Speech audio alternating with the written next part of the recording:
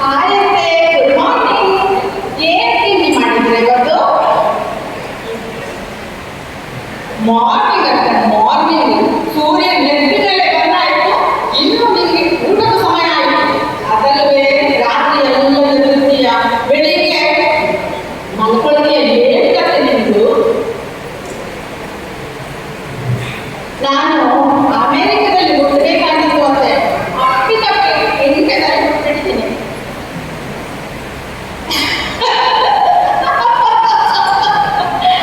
ನನ್ನ ಮಗನ ಮಗುವಿನ ಮೇಲೆ ಸಂಚಾರ ಕೂಡ ಹಾಕಿಲ್ಲ. ಇದು ಅಮೆರಿಕ.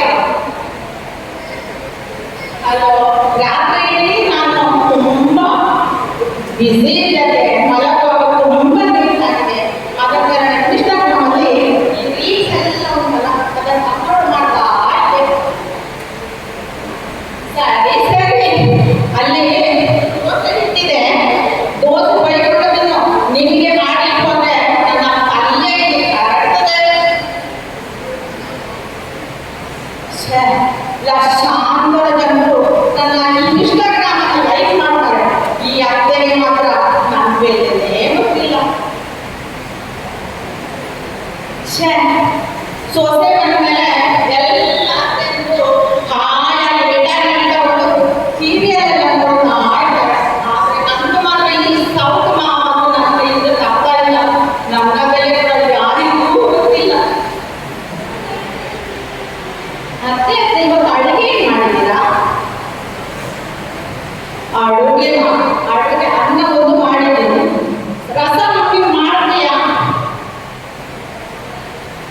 ರಸಮಿಗೆ ಎಷ್ಟು ಸಿಟಿ ಬೇಕತ್ತೆ? ಅಯ್ಯೋ ಪ್ರಾರಬ್ಧವೇ, ರಸಮಿಗೆ ಸಿಟಿ ಅಂತ ಕೇಳಿದ್ರೆ ನೀವೆಲ್ಲರೂ ನೋಡಿದ್ದೀರಾ? ಇವಳು ಊರೆಲ್ಲ ತಿರುಗಾಡ್ತಾಳೆ, ಆದ್ರೆ ಅಡುಗೆ ಮನೆಗಳಿಗೆ ಮಾತ್ರ ಬರೋದಿಲ್ಲ. ಅತ್ತೆ ನಿಮಗೆ ರಂಗೋಲಿ ಹಾಕಕ್ಕೆ ಬರುತ್ತಾ? ಖಂಡಿತ ಬರುತ್ತೆ. ನಾನು ಅದರಲ್ಲಿ ಎಕ್ಸ್ಪರ್ಟ್.